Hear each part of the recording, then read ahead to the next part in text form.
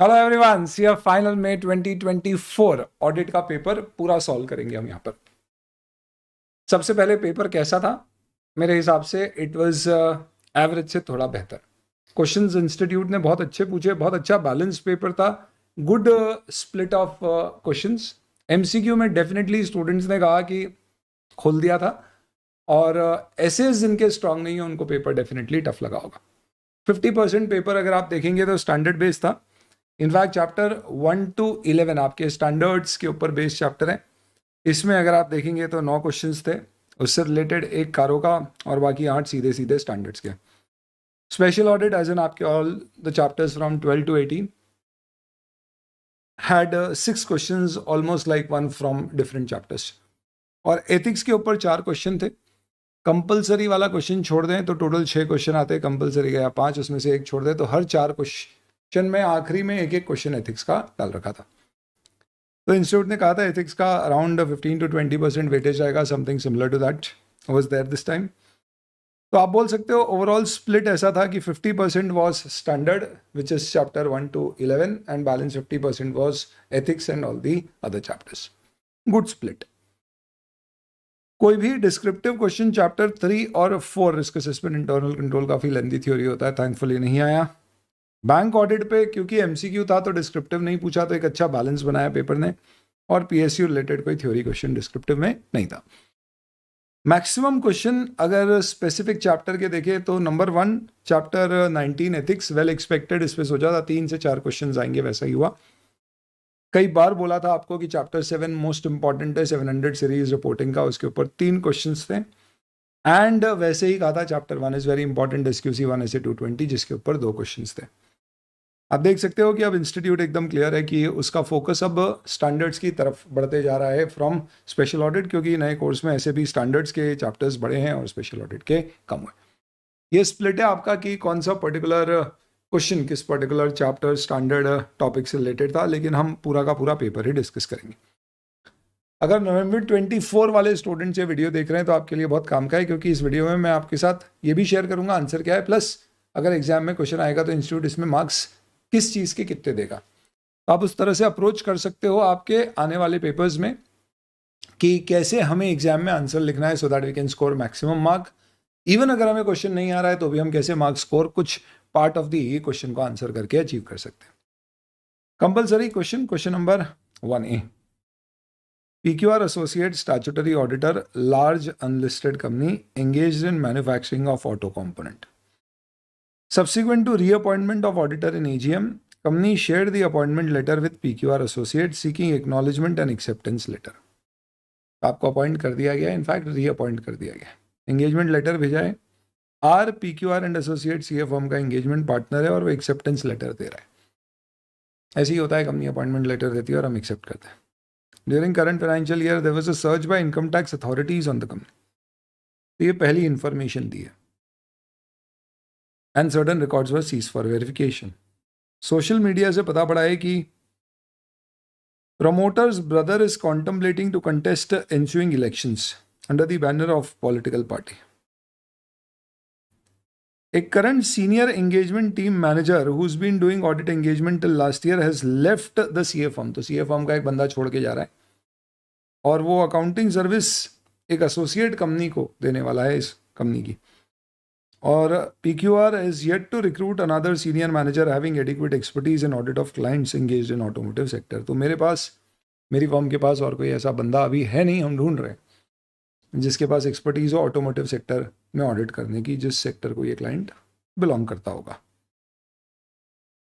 Question ने पूछा है, elaborate the matters which are to be considered by PQR associate CA firm with respect to acceptance and continuance of client relationship considering the above issue. SQC 1 ऐसे 220 दोनों का reference दे दीजिए। Simple acceptance of client and continuance of client relationship के अंतर्गत हमें देखना पड़ता है क्लाइंट की integrity, availability of time and resources, compliance with ethical requirements and past experience. उसका ब्यौरा देखिए, क्योंकि आप देखो यहाँ पे क्वेश्चन में क्या लिखा है, इलैबोरेट द मैटर्स, तो ये 4 मैटर हैं और ये बोला है कंसिडरिंग द अबव इश्यूज, तो हमें इसे कोरिलेट भी करना पड़ेगा कि इन दिस पर्टिकुलर केस देखा है कि इनकम टैक्स अथॉरिटी से सर्च हुई है तो हमारे पास्ट एक्सपीरियंस से हमें ये पता पड़ा है, प्लस क्लाइंट की इंटीग्रिटी पर भी हो सकता है कि इससे कोई डाउट हो, क्योंकि प्रमोटर का ब्रदर पॉलिटिकल पार्टी में कंटेस्ट कर रहा है, तो हो सकता है कि इससे किसी प्रकार की कोई इंटिमिडेशन थ्रेट पैदा हो, क्योंकि हमारा कोई एंगेजमेंट बंदा टीम मेंबर छोड़ चुका और अभी हमारे पास है नहीं लोग, तो टाइम और रिसोर्स की अवेलेबिलिटी पर भी क्वेश्चन। तो इस तरह के एस्पेक्ट्स, ये जो चारों पॉइंट है उनसे रिलेट करके आपको एक्सप्लेन करते हुए ये पर्टिकुलर क्वेश्चन का आंसर देना पड़ेगा। सारे जितने भी यहाँ पे क्वेश्चन है, ऑलमोस्ट सारे ही क्वेश्चन आपके ड्रोन चार्ट्स में आंसर्ड हैं। 270 पेज में ही सब कुछ कवर हो जाता है, पूरा May 24 के पेपर का आंसर। तो ये जो है ये आपका चैप्टर 1 क्वालिटी कंट्रोल से रिलेटेड टॉपिक है, acceptance and continuance of client relationship. इसके जो आपके रिलेटेड ये जो 3+1 पॉइंट होते हैं पास्ट एक्सपीरियंस मिला के, this is something which you have to elaborate. मेरे हिसाब से स्ट्रेट फॉरवर्ड क्वेश्चन था पहला कंपलसरी में। Fancy limited is a foreign company providing software support service having branch office at Delhi. तो देखो भाई, फैंसी तो बाहर की कंपनी है, इसकी ब्रांच ऑफिस दिल्ली में है। ब्रांच ऑफिस दिल्ली में है तो फॉरेन कंपनी की इंडिया में ब्रांच ऑफिस हो तो उसका ऑडिट होता होगा। 23-24 it incorporated a subsidiary Nancy Private Limited for Gurgaon. Furtherance of objective, Fancy entered into business transfer agreement on October 2023 with its subsidiary to transfer all assets and liability along with business of Delhi branch to Nancy Private Limited on going concern basis effective 1st April 23. तो 22-23 beginning of the year से हमने business को transfer करने की बात की है subsidiary में। ऐसे एक कॉमन कंट्रोल ट्रांजैक्शन है, पर अपन एफआर का पेपर सॉल्व नहीं कर रहे हैं। तो यहाँ पे दिल्ली ब्रांच बंद हो रही है और उसका बिजनेस कंपनी की ही एक सब्सिडरी कंपनी नैन्सी में ट्रांसफर हो रहा है। अप्रूवल रेगुलेटरी अथॉरिटी का received on 20 December. Fancy promised it shall provide contingent financial operational support to Delhi branch and confirmed any losses post date of transfer will be of Fancy. एक तरह से income expenses सारे आपके 1 अप्रैल से fancy के होंगे। 23-24 Delhi branch of Fancy limited have prepared its financial statements. Okay, Fancy as an parent will bear that for all this particular period. Delhi branch of Fancy Limited prepares its financial statement and does not continue to be a going concern, and all its assets are carried in the books of accounts at values likely to be recovered at the time of closure of operations. तो question ने साफ साफ ये कह दिया है आपको कि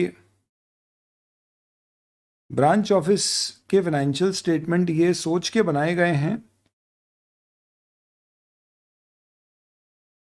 कि ये गोइंग कंसर्न नहीं है और सबको रिकवरेबल अमाउंट पर लेकर आ गए हैं, जो हमें फाइनेंशियल स्टेटमेंट बनाते समय तक पता थे। Delhi branch is incorporated above matter in a detail note access to the financial statement. तो नोट नंबर 20 या वट में पूरा डिटेल में समझा दिया है कि financial statement not as a going concern बने और रियलाइजेबल वैल्यू पे असेट्स आए। ठीक है। Auditor of Delhi branch of Fancy limited for 23-24 आप हो। According to you, Delhi branches correctly disclosed the matter in note 20 in the financial statements regarding management's intention to close the operations of the branch office. तो भैया properly disclosed है, यानी कि आपको कोई समस्या नहीं है। मैनेजमेंट ने जो अकाउंटिंग करी है, फाइनेंशियल स्टेटमेंट बनाए, डिस्क्लोजर दिए, सब बढ़िया है। Further you have obtain sufficient appropriate audit evidence concerning audit and on the verge of finalisation of report. आपका ऑडिट भी हो गया, ऑडिट एविडेंस भी मिल गया। क्वेश्चन ने पूछा है draft suitable opinion paragraph, 5 mark का क्वेश्चन है। Basis thereof in the given case along with disclosure of note 20 और XX with suitable place in audit report in terms of relevant auditing standard. तो आपसे पूछा है एक तो opinion paragraph draft करो, बेसिस ऑफ ओपिनियन ड्राफ्ट करो, reference note 20 का आप सूटेबल प्लेस इन रिपोर्ट में रेलेवेंट अकाउंटिंग स्टैंडर्ड के अनुसार कैसे दोगे ये बताओ। तो जगह क्या होगी, 1 मार्क समझ लो आप उसका है। ओपिनियन पैराग्राफ और बेसिस ऑफ ओपिनियन पैराग्राफ के 2 मार्क है। ये क्वेश्चन अपने आप में एक बढ़िया क्वेश्चन है मेरे हिसाब से। इस पर्टिकुलर क्वेश्चन में टू माई ओपिनियन ऐसे 570 नहीं लगेगा, ये एम्फेसिस ऑफ मैटर ऐसे 706 के अनुसार आंसर होगा। हो सकता है आपने गोइंग कंसर्न देख के ऐसे 570 रेफर किया हो, बहुत सारे क्वेश्चंस स्टूडेंट्स ने रेफर किया होगा तो हो सकता है इंस्टीट्यूट ऑल्टरनेट आंसर करके 570 को भी सही कर दे। But talking about the correct answer, 570 तब लगता है जब गोइंग कंसर्न का यूज अप्रोप्रिएट है और मटेरियल अनसर्टनिटी है जो डिस्क्लोज्ड है, या गोइंग कंसर्न माना है एंटिटी को पर वो एंटिटी गोइंग कंसर्न है नहीं। यानी 570 applies only where entity has prepared financial statement on going concern basis and there is uncertainty और the assumption is inappropriate, but बने फाइनेंशियल स्टेटमेंट गोइंग कंसर्न के अनुसार। ये अपन क्लास में डिस्कस करते हैं। यहाँ पे उन्होंने बनाया ही ये सोच के कि ये गोइंग कंसर्न नहीं है और ऑडिटर संतुष्ट है उनकी अकाउंटिंग से और उसे एविडेंस भी सफिशिएंट अप्रोप्रिएट मिल गए, तो इसके ऊपर एम्फेसिस ऑफ मैटर आएगा। तो सबसे पहले आपका ओपिनियन पैराग्राफ होगा अनमॉडिफाइड ओपिनियन, क्यों? क्योंकि यहाँ पे एज सच किसी प्रकार की कोई गड़बड़ नहीं है, तो आप बोलेंगे ओपिनियन पैराग्राफ में ड्राफ्ट कर देंगे आप। ओपिनियन पैराग्राफ में क्या लिखते हैं, we have audited source of financial statements, balance sheet, P&L जो भी। उसके बाद में फेयर प्रेजेंटेशन फ्रेमवर्क का रेफरेंस देते हुए आप लिख देंगे कि they have been drawn as per companies act in this particular case if because it's a foreign company branch and gives a true and fair view. फिर बेसिस ऑफ ओपिनियन पैराग्राफ में आपको सासा Riri अपन बोलते हैं लिखना पड़ेगा कि जिसमें अपन बताते हैं कि हमने ऑडिटर्स पर एसेस किया, सफिशिएंट अप्रोप्रिएट ऑडिट एविडेंस मिले, एथिकल रिस्पॉन्सिबिलिटी और रिस्पॉन्सिबिलिटी ऑडिटर की सेपरेट पैराग्राफ में रेफर की गई। फिर आप एम्फेसिस ऑफ मैटर देंगे और इसका प्लेसमेंट कहाँ होगा, तो नॉर्मली एम्फेसिस ऑफ मैटर अगर बहुत इंपॉर्टेंट होता है फाइनेंशियल स्टेटमेंट के समझने के लिए तो उसे बेसिस ऑफ ओपिनियन पैराग्राफ के एकदम बाद में दिया जाता है। तो वहाँ पे फिर हम रेफरेंस देंगे that we draw attention to note number XX where the company has informed that it is ceasing to be a going concern and the financial statements have been prepared accordingly and our opinion is not modified in this regard। ये आपको लिखना पड़ेगा। तो this should be the answer for this question. This was one good question, definitely. BK is engaged by XYZ to report on summary financial statements. तो summary financial statement ऐसे 810 हो गया। अच्छा,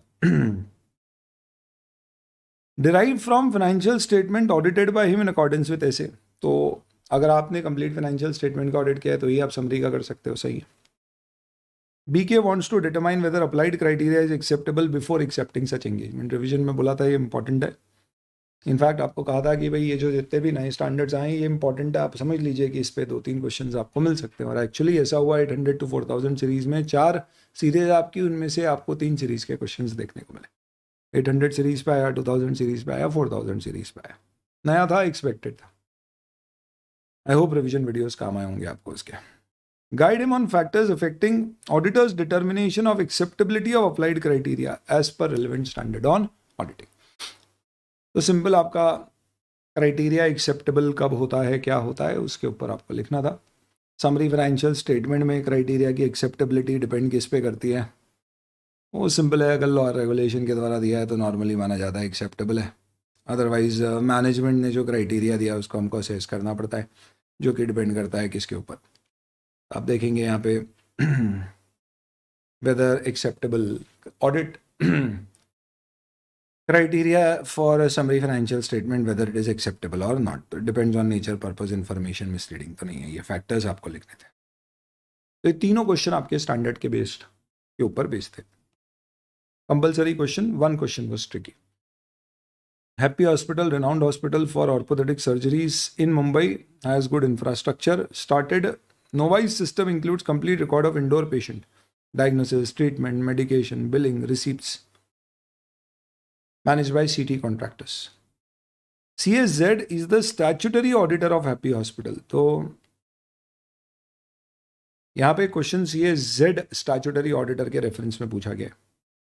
Z came to know about this system while auditing. He is concerned whether controls at CT contractor associates are operating effectively or not. तो यहाँ पर क्या हो रहा है कि ये पूरा सिस्टम CT कॉन्ट्रैक्टर ने डेवलप और मैनेज किया है। तो एक तरह से ये सर्विस ऑर्गेनाइजेशन है इस हॉस्पिटल के लिए, तो ये ऐसे 402 से रिलेटेड हो सकता है। अब इसमें अगर ये CT कॉन्ट्रैक्टर के सर्विस ऑडिटर से रिलेटेड होता कि भाई आपको उसके कंट्रोल्स को ऑडिट करके रिपोर्ट देनी है तो 3402 लगता, पर यहाँ पे क्वेश्चन CSZ से रिलेटेड है, यानी statutory auditor of the company जिसका कोई काम कोई service organisation which is CT contractor कर रहा है. For this purpose Z demanded from CT contractor an assurance report from practising CA about their opinion on description of system and effectiveness of control. तो अगर आपको description और implementation पे report लगती है तो टाइप 1 चलती है. अगर आपको ऑपरेटिंग इफेक्टिवनेस ऑफ कंट्रोल पे चाहिए तो टाइप 2 रिपोर्ट चाहिए. तो पहला क्वेश्चन है why which type of report should be obtained by CA Z in relevant standard on auditing. तो अगर आपने सिर्फ ऐसे 402 टाइप 1 रिपोर्ट का रेफरेंस दिया, 1 मार्क आपको इसका मिल गया. What aspects are to be considered by Z in using such assurance report as audit evidence that controls at CT contractors are operating effectively? तो आपके लिस्ट ऑफ एरियाज होते हैं एकदम स्पेसिफिकली आप देखोगे तो आपको सेम हेडिंग के साथ ये पर्टिकुलर क्वेश्चन का आंसर मिलेगा, जिसमें बताया है कि भैया 402 के अंतर्गत आपको क्या करना है. दिस इज बेसिकली और ऐसे 402 drone chart and this is exactly. User auditor Z will obtain audit evidence about operating effectiveness by obtaining a type 2 report if available. If you are using a type 2 report as audit evidence that controls that service organization are operating effectively to support the risk assessment apart from ABC above, you will have to evaluate. तो basically अपने को देखना होता है कि सबसे पहले report में डिस्क्रिप्शन, डिज़ाइन, ऑपरेटिंग इफेक्टिवनेस किस पीरियड के लिए दिया है. पीरियड पुराना तो नहीं है, टाइम पीरियड कितना कवर्ड है, कितना पुराना ऑडिट हुआ है, एज एन ऑपरेटिंग इफेक्टिवनेस कब चेक की थी, क्या यूज़र एंटिटी के लिए रेलिवेंट है, क्या कंट्रोल्स ऑपरेटिंग इफेक्टिवली ऐसा रिपोर्ट किया है, और टेस्ट ऑफ कंट्रोल्स जो परफॉर्म किए थे वो रेलिवेंट टू असर्शंस है या नहीं है. यानी कि हम हॉस्पिटल का ऑडिट कर रहे हैं तो हमारे एंगल से हमारे लिए इंपॉर्टेंट होगा Billings and all those things, उससे रिलेटेड कंट्रोल्स टेस्ट किए हैं या नहीं, ये आपको लिखना था. इन terms of subsection 114 of the revise code of ethics, ये आपके इस बाग कोड का कॉन्फिडेंशियलिटी रिलेटेड है. Accountant will comply with principle of confidentiality which requires information acquired in professional employment relationships. Confidentiality serves public interest because it facilitates free flow of information from accountant's client or employer with the knowledge that it will not be disclosed to third party. You have to give circumstances where accountants are or might be required to disclose confidential information. What should be the points which should be kept in mind? अब तो बढ़िया जाइए drone chart पे और सीधे 114 type कर दीजिए, sub section आपको आंसर मिल जाए. तो बेसिकली आप किस केस में लॉ की रिक्वायरमेंट है, क्लाइंट ने परमिट किया है प्रोफेशनल ड्यूटी परफॉर्म करने के लिए, जैसे peer review, quality review, investigations वगैरह कुछ हो रहे हैं 1, 2, 3, इन केसेस में आप इंफॉर्मेशन डिस्क्लोज कर सकते हो. ये इस्बा कोड के अंतर्गत सब सेक्शन 114 में दिया था. ये सब डायरेक्ट पॉइंट से डिस्कस्ड है. Management of I limited is concern with reporting requirement cast through rule 11 of companies audit and auditor rules 2014 for 2324 with regard to audit trail, edit log. ये अपन ने क्लास में, रिवीजन में, power batch, regular batch सब जगह बोला था audit trail आएगा आएगा आएगा. क्यों आएगा? फॉर द सिंपल रीजन कि पहली बार इंट्रोड्यूस्ड है और 1 अप्रैल 2024 से इनफैक्ट 31 मार्च 2024 की जो ऑडिट रिपोर्ट्स आएंगी अब उसके ऊपर इसके ऊपर कमेंट करना अनिवार्य है. तो दैट इज वाई आना तय था और आ गया. हालांकि हमने ये भी डिस्कस किया था कि इसका point as such internal audit के चैप्टर में दिया हुआ है. तो कंपनीज ऑडिट चैप्टर 7 में अपन सिर्फ डिस्कस करते थे कि ऑडिट ट्रेल की रिक्वायरमेंट मैनेजमेंट के डिस्क्लोजर्स और ऑडिटर की रिपोर्टिंग में क्या है, बट उसको चेक करने का पूरा डिस्कशन था आपके चैप्टर ऑफ इंटरनल ऑडिट में. ऑडिट ट्रेल्स में भी enabled at the accounting software level depending on features available in such software or same may be captured directly in database underlying such software. Consequently, management of company approach CAJ has to suggest list of internal control which may be required to be implemented and operated to demonstrate that audit trail or edit log feature was functional, operated and was not disabled. तो जे को ये बताना है भाई कि क्या है वो लिस्ट ऑफ इंटरनल कंट्रोल्स जिससे कि हम ये प्रूव कर पाएंगे कि ऑडिट ट्रेल का feature operated through the period था. और ये आपके इंटरनल ऑडिट चैप्टर में एकदम आखिरी में ये एकदम सेम हेडिंग मिलेगी आपको, list of internal control which may be required to be implemented and operated should ensure that feature was not disabled, user ID should be given, any change in configurations are authorized and logs maintained, audit trail access and backups are disabled or restricted, access logs are maintain, periodic backups are taken. तो ये list of controls, ये लिखने के marks थे सीधे सीधे। चलिए, तो it is more of memorisation. ऐसे इसके अलावा जितने भी टॉपिक्स के क्वेश्चंस है वो सब मेमोराइजेशन वाले हैं। उसमें कंसेप्चुअल नॉलेज कुछ नहीं, बस याद रखना है, कर रखा हुआ है तो याद आ गया तो आंसर मिल गया, मार्क्स मिल गए। Core submitted a credit proposal to XYZ Bank for sanction of term loan for 150 crore required for procuring and installing latest plant and machine for their upcoming project. Based on application, XYZ Bank Limited approached the CAP to investigate the profitability of business for judging accuracy of schedule of repayment furnished by Coal Limited. तो हो ये रहा है कि कोल limited ने एक proposal दिया है, बैंक गई है पी के पास इन्वेस्टिगेट करने के लिए और बोला है कि प्रॉफिटेबिलिटी इन्वेस्टिगेट करो, रीपेमेंट का शेड्यूल चेक करने के लिए, plus value of security in form of asset जो ऑलरेडी पोजेस्ड है, प्लस जो लोन से क्रिएट होगी वो बताइए। तो आपको बोला है क्या स्टेप्स अंडरटेक किए जाएंगे पी के द्वारा। सीधा सीधा डायरेक्ट क्वेश्चन है इन्वेस्टिगेशन के चैप्टर। लोन चार्ट्स हैं तो जोड़ता, एकदम स्ट्रेट फॉरवर्ड आपको आंसर। अब ड्रोन चार्ट पे जाइए, आपको सीधे सीधे अपन देखते थे वॉलंटरी इन्वेस्टिगेशंस में there are set of investigation, जिसमें से एक इन्वेस्टिगेशन है by investigating accountant on behalf of bank proposing to give a loan, जिसमें सीधे दिया हुआ है if you have to investigate profitability of the business, repayment schedule and value of security. ये ग्रीन कलर से दिया है, ये ग्रीन कलर के पॉइंट्स है, ये सारे आपको लिखना था, ये आपका आंसर है। कूल। तो कलर कोड के साथ याद आया होगा बच्चे को, सर इतना कंटेंट कहाँ से याद आता है। चलिए, then N is carrying audit of restated financial statement of BQR Limited for past 3 financial year 23, 24, 22, 23 and 21, 22। तो सबसे पहली बात आप ऑडिट कर रहे हो। अब ये रीस्टेटेड सुन के लगता है ये स्पेशल पर्पस ऑडिट वगैरह तो कुछ नहीं, ऐसा नहीं है। रीस्टेट किया फाइनेंशियल स्टेटमेंट और वापस से ऑडिट करा रहे हैं। For onward submission to SEBI for upcoming IPO है historical financial statement C. N is planning to issue audit report on 5th August 2024 covering restated financial statement before issuing the report and requested management representation letter from management of the company for its assignment। ऐसे 580 कहता है कि जब भी आप representation letter management से उसकी responsibility का लोगे या किसी भी मैटर पे लोगे तो you will take it for all periods, भले ही मैनेजमेंट उस पीरियड में बिजनेस में मैनेजमेंट था या नहीं था, किसी और का भी था तो उसने हैंडओवर लिया होगा, तो उसकी जिम्मेदारी है कि भाई आज फाइनेंशियल स्टेटमेंट रिस्टेट करके वो दे रहा है तो उसको सबके ऊपर अपनी रिप्रेजेंटेशन देने की जिम्मेदारी बनती है। तो management provided letter dated 1 April covering 23-24 only as they were not in position to provide for 22-23 and 21-22 because they are not in place during that period. ऐसे 580 पूछते हैं तो सबसे पहले जो अपन सवाल पूछते हैं उनमें ये सवाल एक पूछता हूँ मैं आपसे, उसका जवाब ये है कि भैया उसको हर पीरियड का देना पड़ेगा। अब ये बोल रहे हैं how would CAN deal with about situation as per relevant standard on auditing. अब 5 मार्क के क्वेश्चन में अपन सिर्फ क्या लिखेंगे कि भैया ये नहीं दे रहा है उसको देना पड़ेगा, तो हमको लिखना पड़ेगा if requested representation is not provided then what is to be done. Possibly वो वाले एंगल्स हमको कवर करना पड़ेंगे। सो दिस इज प्राइमरली और ऐसे 580 एंड 580 में क्या है, मैनेजमेंट रिप्रेजेंटेशन लेटर। ये रहा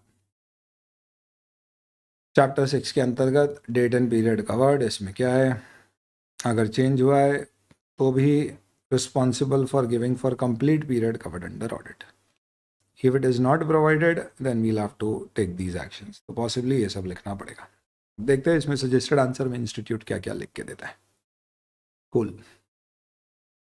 Raj, a practicing chartered accountant, is offered to take up appointment as secretary in professional capacity by central government for a metro project for a term of 2 years, not on salary come full-time basis. The member deemed to be in practice पढ़ते class में कई बार उन्होंने बोला था कि यार इसके ऊपर बहुत ज़्यादा क्वेश्चन इंस्टीट्यूट पूछता नहीं है पर ये इंपॉर्टेंट है। और देखो इस बार इंस्टीट्यूट ने 4 क्वेश्चन एथिक्स के पूछे जिसमें क्लॉज रिलेटेड एज सच अगर आप देखोगे तो एक आध क्वेश्चन ही था, बाकी सब कोई काउंसिल गाइडलाइन या अदर प्रोविजंस, जैसे एक इस बार से रिलेटेड था। तो not on salary come full time basis secretary की पोजीशन अगर आपको लेना है तो नोटिफाइड सर्विसेज का पार्ट है। After giving deep thought Raj accepted the appointment comment. तो यहाँ पे कोई दिक्कत नहीं है। राज, तुम्हें तुम्हारी सिमरन मिले ना मिले लेकिन तुम सेक्रेटरी की पोजीशन जरूर एक्सेप्ट कर सकते हो राज। तो सेक्रेटरी डालेंगे तो ही मिल जाएगा इसमें।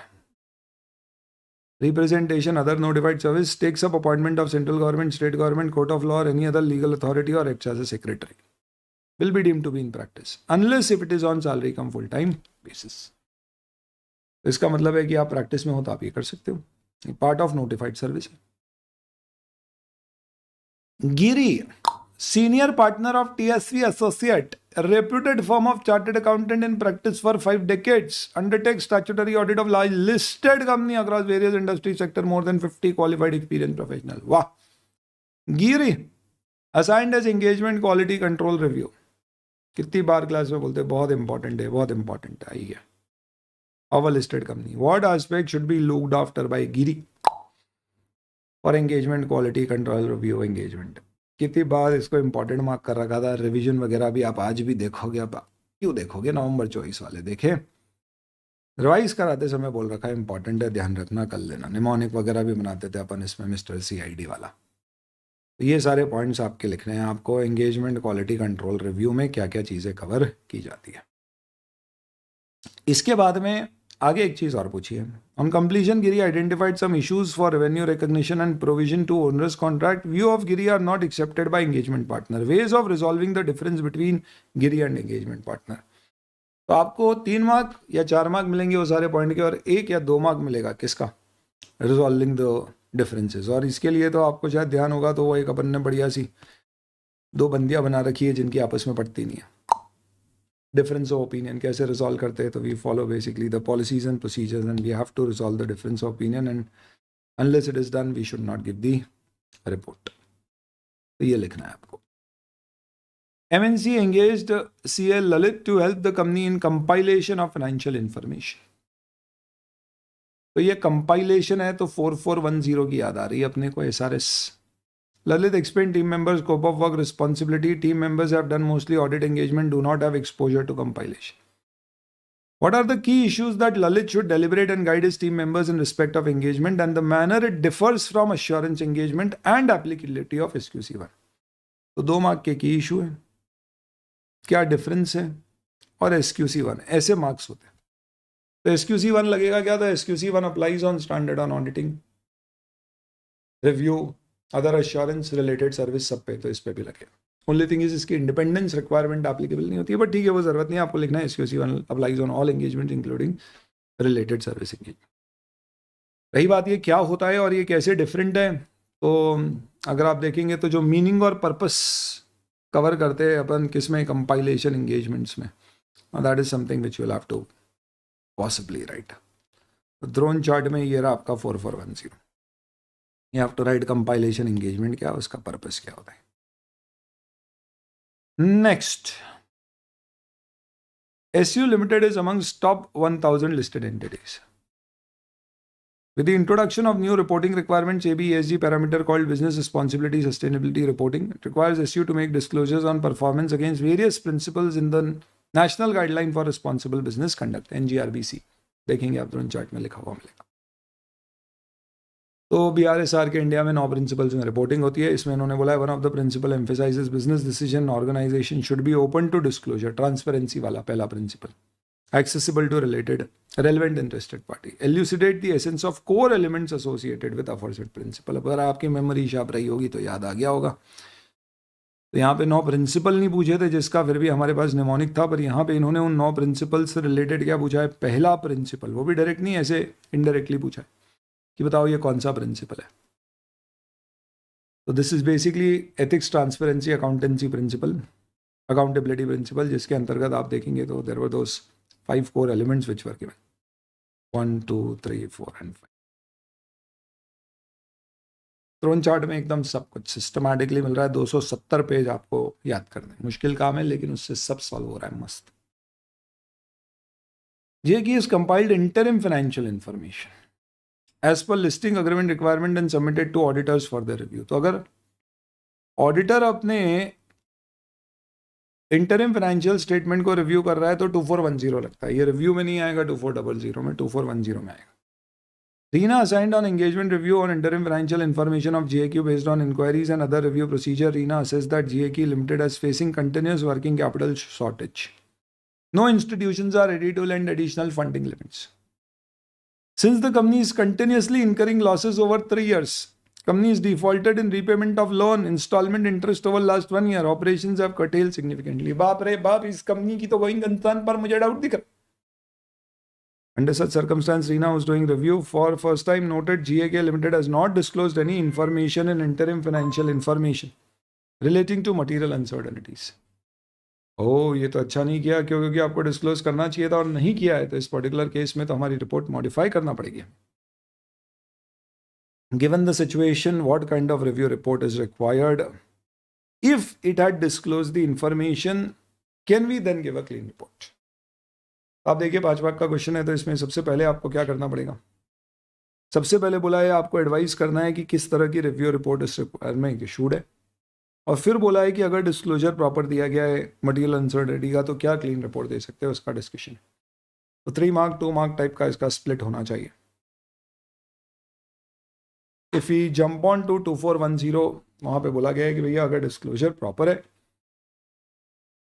तो उस केस में हम क्या करते हैं, रिव्यू रिपोर्ट्स के केस में मटेरियल अनसर्टेनिटी वाला पैराग्राफ नहीं आता है, we give an emphasis on matter. But अगर डिस्क्लोजर प्रॉपर नहीं है तो रिपोर्ट मॉडिफाई होती है. क्या एडिक्वेट डिस्क्लोजर है, we have to add a paragraph, नहीं है तो हमें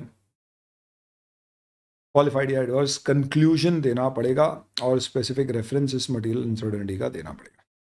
this is basically what you will have to report. तो कैसा है कि आपके दिमाग में फंडामेंटल्स फिट है, तो आप बड़ी आसानी से इसके आंसर करके मार्क्स ला सकते हो. क्यों? क्योंकि ऐसे बेस्ड जो क्वेश्चंस थे उसमें थ्योरी की मेमोराइजेशन से ज़्यादा इंपॉर्टेंट एप्लीकेशन ऑफ कॉन्सेप्ट था. आपके स्टैंडर्ड वीक है, आपके कॉन्सेप्ट्स एप्लीकेशन में इशू आएगा. ये तो ऐसा लगा एफआर पूछ लिया, इंटीग्रेटेड बिजनेस सोल्यूशन में ये ऑडिट और एफआर को इंटीग्रेट कर दिया. बोला बच्चे एफआर ऑडिट एक जगह ही पढ़ रहे तो अपन पूछ लो. ऑडिट में ही एफआर पूछ लो, पढ़ाने वाला एक ही है. R limited is a listed company engage in manufacture of round bars. अरे ये बार मतलब वो सरिये वाले हैं. Company is having investment in following component: 2 subsidiary, 1 JV, 2 associate, 3 business entity under common control, interest in asset liability revenue expense of joint operation.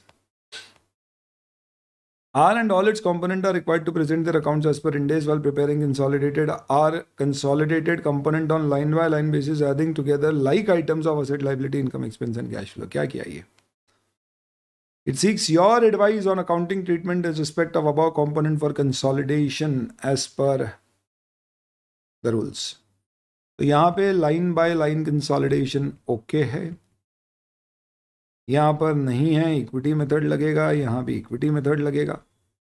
Common control के case में yes line by line consolidation होगा with even the reserves being consolidated.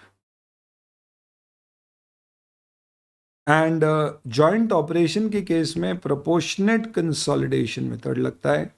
Income expense asset liability में हमारा share consolidate करेंगे, ऐसा लिखना पड़ेगा आपको. तो आप समझ लीजिए कि 5 पॉइंट है, तो हर के ऊपर आपको एक एक चीज़ सही लिखने के 1-1 मार्क है. आपने 5 लाइन में भी आंसर लिखा है with a little bit of introduction, तो you will get marks.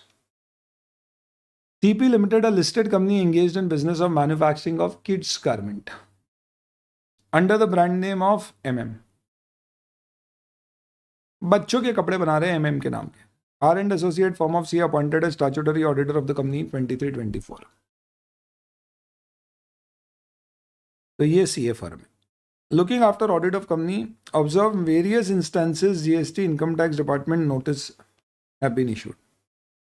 Further, during the plant visit, R observed few child laborers are engaged in some activity. तो देखो, एक तो GST और इनकम टैक्स डिपार्टमेंट से नोटिस मिले हैं पहला. दूसरा हमने देखा है कि चाइल्ड लेबर हो रहा है.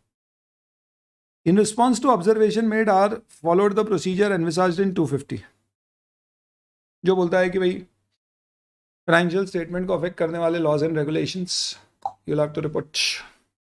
सेकेंड कहता है कि ऑपरेशनल इफेक्ट्स को, फंडामेंटल ऑपरेशंस को अफेक्ट करने वाले अदर लॉज एंड रेगुलेशन है, तो वो भी आपको एज एन ऑडिटर कंसर्न करेंगे. According to our provisions of T50 and provisions of NOCLAR under the revised code of ethics are one and the same. Do you agree? Give your comment. Oh, तो ये question as such 250 का नहीं है, ये NOCLAR का है. तो नोक्लार के अंतर्गत आपके क्या हैं, ये बेसिकली डिफरेंसेस हैं। ये ब्रह्मास्त्र में आपके दिए हुए हैं टेबुलर फॉर्मेट में, द्रोण चार्ट्स में ये एक डिस्क्रिप्टिव फॉर्मेट में बस दिए हुए हैं, जिसमें ये डिफरेंसेस डिस्कस करने के होते हैं कि 250 ऑडिटेबल लगता है नोक्लार प्रैक्टिसिंग सीए के साथ साथ लिस्टेड एंटिटी के सीनियर प्रोफेशनल अकाउंटेंट पे लगता है। 250 में रिस्पॉन्सिबिलिटी डायरेक्टली अफेक्टिंग और अदर्स फंडामेंटली ऑपरेशंस को अफेक्ट करने वाले लॉज एंड रेगुलेशंस की होती है। यहाँ पर कोई भी जो स्टेक होल्डर्स को अफेक्ट कर सकते हैं, फाइनेंशियल नॉन फाइनेंशियल इंटरेस्ट की होती है। स्टेक होल्डर्स नोक्लार में डिफाइंड है with a wider perspective. And अगर breach of law in case हुआ है, आपको लग रहा है हो सकता है, तो in that particular case if you report to appropriate authority, which is required to be reported after discussing with management and TCWG, under NOCLAR it is okay. There is no such provision as such कि अगर हो सकता है तो क्या करना है इन 250। तो वो 4 डिफरेंसेस आपके मॉड्यूल में दिए हैं, वो आपको यहाँ पे लिखने हैं, उसके मार्क्स हैं। You are appointed as statutory auditor of SDA 23-24. During the audit, you found an order dated 1st May under section 148 wherein tax of 50 lakh was demanded due to undisclosed cash sale accepted by the company and tax was paid. It is not recorded as undisclosed income in books of accounts. ये याद करते थे अपन कारो का clause number 8 यानी खा गए, income escaping assessment. On inquiry of matter you came to know T resign due to non recording of such transaction. तो पिछले ऑडिटर ने रिजाइन भी इसीलिए किया है। आपसे सिर्फ आपकी रिपोर्टिंग रिस्पॉन्सिबिलिटी पूछी है कारो के अंतर्गत। सीधे क्लॉज 8 में आपको रिपोर्टिंग रिस्पॉन्सिबिलिटी लिखना है। क्लास में भी मैंने आपको कई बार बोला था कि रिपोर्टिंग रिस्पॉन्सिबिलिटीज एग्जाम में पूछी जा सकती है, मुश्किल याद रखना, बट आपको करना चाहिए। These are those reporting responsibilities which are CARO की आपकी रिपोर्टिंग रिस्पॉन्सिबिलिटीज, और वो पूरे आप देखते हैं तो अपन क्लास में इसको, क्योंकि ये रिपोर्टिंग रिस्पॉन्सिबिलिटीज है, तो this is with respect to different clauses you will find this is the kind of reporting responsibility tables have been shared with you, जिसको आप सेपरेटली QR कोड एक्सेस करके अपन देखते हैं। एक पूरा आपके साथ अलग से शीट भी शेयर करते मैंने क्लासेस में, जिसमें सब क्लॉजेस की रिपोर्टिंग रिस्पॉन्सिबिलिटी थी कि आप उसको अच्छे से रिवाइज कर सको।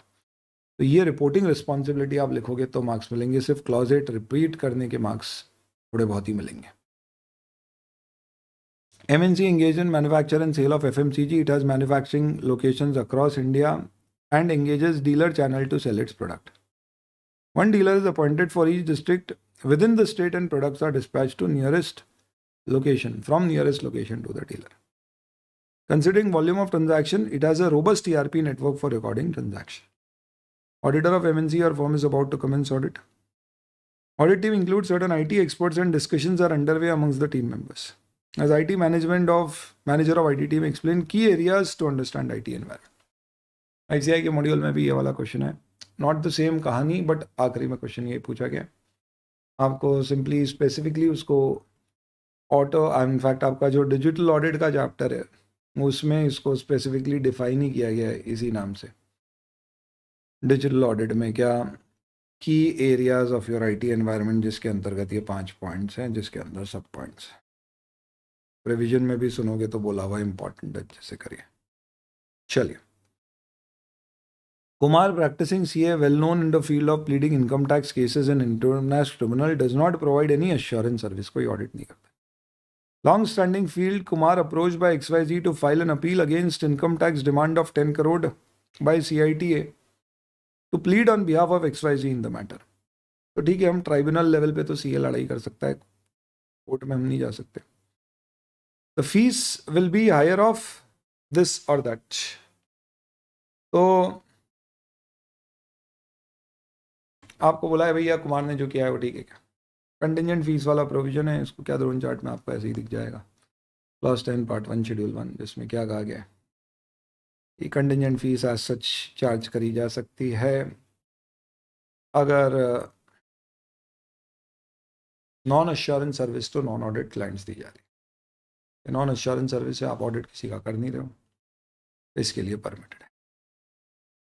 ऑल्टरनेट में क्वेश्चन था, Yo-Yo Finance is an NBFC middle layer as per revised categorization of NBFC done by RBI. Firm of Chartered Accountant appointed by Statutory Auditor 23-24. Audit team consists of Y, 1 manager and 3 junior assistants. Manager is recently appointed, not having much exposure in field of audit of NBFC. Engagement meeting, manager asked why regarding audit procedure to be undertaken to verify whether the company has followed prudential norms. Suggest any 4 procedures to be followed by the audit manager. तो जितने भी आपके audit procedures हैं NBFC के, उसमें specifically prudential norms आपको क्या check करना है. तो there are list of prudential norms जिसको चेक किया जाता है. मगर आप देखोगे तो ऑडिट प्रोसीजर के जो 5 पॉइंट थे उसमें से एक स्पेसिफिक पॉइंट ही था प्रूडेंशियल नॉर्म्स के ऊपर. एक पब्लिक डिपॉजिट पे होता था, एक रजिस्ट्रेशन पे होता था, इंटरनल कंट्रोल, जिसकी यहाँ पे टॉप में ये भी दी हुई थी prudential norm policy classification analyse income last year. ये क्लासीफाई तो नहीं हुआ है. तो ये जो पॉइंट दिए हुए हैं, इनफैक्ट है 5 यहाँ पे, कोई भी 4 आपको लिखने थे, जिसके 4 मार्क्स. और इसी के साथ आपका क्या कंप्लीट हो जाता है दोस्तों, पूरा सोल्यूशन हो गया ये हमारा किसका, पेपर ऑफ ऑडिट. मैंने रेफरेंस आपको दे दिया, सारे क्वेश्चंस आपके आंसर्स थ्रोन चार्ट्स में आपको मिल रहे हैं. ऑब्वियस सी बात है, ब्रह्मास्त्र में है ही है. और इसका मतलब क्या है, इसका मतलब the purpose of this video was very clear. Question पढ़ के अब आपको थोड़ी सी शायद बात करते करते एक अंदाज़ा अप्रोच का भी लग गया होगा कि कैसे अपन आखिरी में देखते हैं कितने कितने क्वेश्चन मार्क्स पूछे गए हैं. हर के मार्क्स होते हैं. तो अगर आपको कहीं पर्टिकुलर क्वेश्चन में कोई एक पार्ट भी आ रहा है कि यार ये पूरे क्वेश्चन में जिसमें पूछा था SQC1 लगेगा या नहीं, मुझे ये मालूम है SQC1 लगेगा, बाकी कुछ नहीं पता, तो अगर मैं सिर्फ उसमें इतना भी लिख दूँ कि yes SQC1 is applicable on compilation engagement, आप 1 मार्क तो उसके लेके आ रहे हो. तो ये तरीके आप फॉलो कर सकते हैं. ऐसी चेकिंग होती है. Wish you all the very best for your results. इसके MCQs के बारे में सेपरेट डिस्कशन करेंगे एंड बने रहेंगे अब अपन नवंबर 24 तक की अपनी तैयारियों के लिए. All the best.